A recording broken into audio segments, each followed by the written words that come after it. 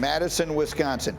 It's the Badgers against Michigan. Game is over, okay? 22 seconds left. Wisconsin's up by 15. Michigan is pressing. I'm not sure why. But then we're going to lose a shoe. And so then a timeout is going to be called by Wisconsin's coach, Gard, which, of course, it feels like a violation of some code here. Again, 15 seconds left in a 15-point game. So Juwan Howard does it like that. So now we get to the handshake line afterwards, and Howard is just trying to kind of blow by. Gard wants to say something to him. Juwan doesn't want to hear it. Now we got back and forth. They're in each other's face, and then it gets much, much worse. You will see Howard lunging. I'm not sure that punch is the right word for this. He sort of throws an open hand that connects with the face of Wisconsin assistant Joe Krabenhoft. And so now, of course, all the players are going to get involved.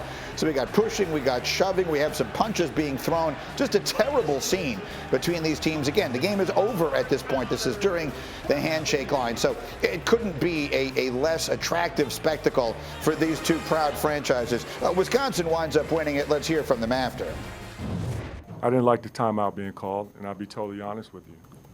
I thought it was, not necessary at that moment, especially being a large lead. And then for to have a timeout to be called with 3 seconds or 4 seconds to go, I thought that was, what I felt wasn't fair to our guys. And so that's what happened. Touching me unnecessary wasn't cause for that when we were talking. And at that point, I thought that was, time to protect myself. He came up to me and pulled his max down and said, "I'll remember that." And he started pointing it at me and tapped me in the chest. And I said, "Hold on.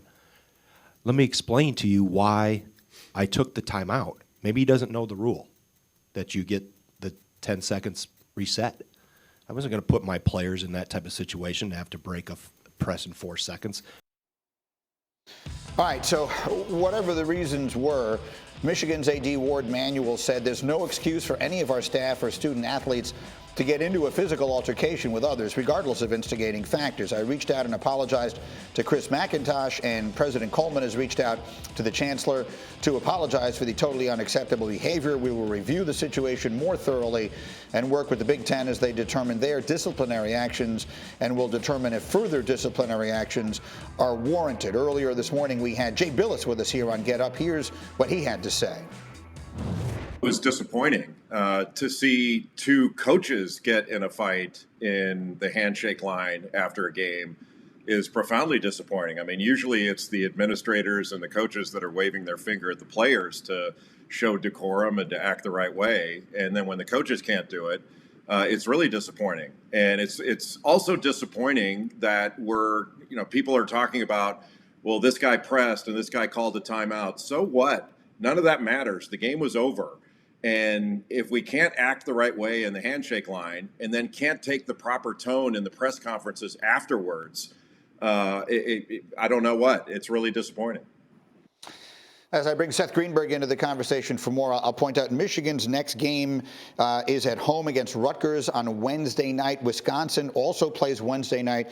They are at Minnesota. So, Seth, let's get to what the reaction that is appropriate here would be from the conference, from the universities themselves. How do you think this thing should play out going forward? Well, I think this should be a suspension. It should be a serious. They need to send a message. Like, here's the thing. We've been talking about this handshake line thing a lot. I mean, like, in college athletics or in any sport, what does sport teach you, Greeny? It teaches you how to work with others, the benefit of hard work, respect your teammates, respect your opponent, and also, to deal with adversity. You win a game, you lose a game, you know what? You should be able to be above it. For the coaches, especially Juwan in this instance, to respond the way he responded. That was a blow-by right there, all right? Gard didn't have to put his hand on him. Gard didn't have to respond. He should have probably just moved on. But cause and effect. The effect of Juwan's reaction created a melee that put those players at risk. It's unacceptable, the behavior. And both coaches need to take responsibility. Obviously, it escalated to the point where, you know what? It's just unacceptable. It's a bad message. There's a standard that coaches need to be held to.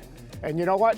That standard was crossed. A bad example was set. I think that a minimum of 2 games and maybe more for Juwan Howard, and probably a reprimand for Gard of saying, you know what, he doesn't want to talk to me. I shouldn't put my hand on him. I'll tell you the other thing, Grady. Like, as a coach, at the end of the game, you coach your own team.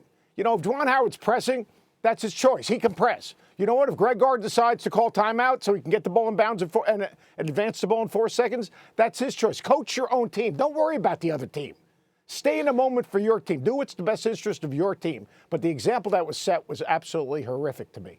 Understood. I want to make sure everyone understands what you mean by a blow-by. So to be clear, while yes, so Juwan is upset that Greg Gard is calling the timeout there, he's trying to walk by. He wants to demonstrate the fact that he's upset by basically not even acknowledging him in the line. That's going to be his, I don't know, passive-aggressive way of demonstrating that this bothered him. And then Gard stops him, right? I just want to make it clear to everyone what you mean by a blow-by.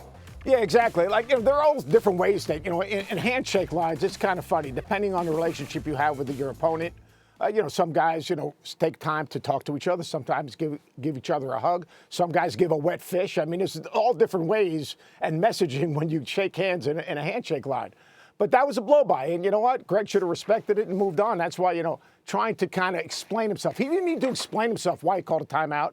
And Juwan didn't need to explain himself on why he continued to press. But no matter what Greg Gard did, the response was unacceptable. And there needs to be an accountability. The coaches need to be held to a standard and set an example for the rest of their players. And, you saw what happened. I mean, DB, he swung at someone. It was unacceptable all across the board.